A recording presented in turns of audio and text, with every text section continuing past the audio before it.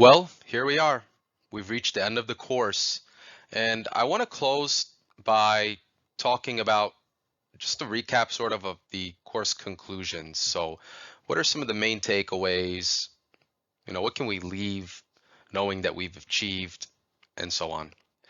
So, I think the first thing um, for an AI guided programming course, one of the main learning objectives was to harness the power of AI. So to have that kind of AI driven mastery.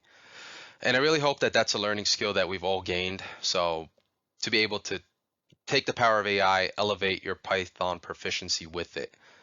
And we looked at beginner, intermediate, and advanced topics, which leads to the next course conclusion, comprehensive learning.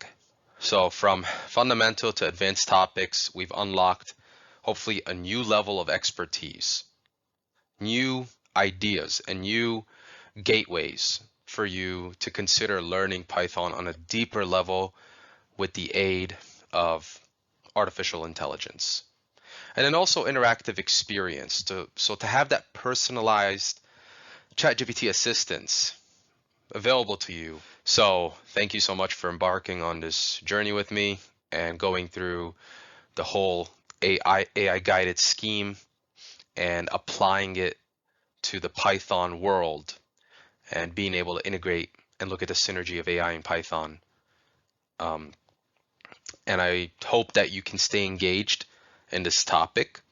So stay relevant, stay engaged, and apply your new skills. So skills that you may have learned in this course, do take those skills and apply them accordingly to meet your coding endeavors. I'm sure we all have coding plans or ideas or goals. Maybe you're looking for a career in AI, or you wanted to sharpen your skills to prepare for the future, or you're just really interested in learning more about Python using AI guidance and having it as your personalized assistance.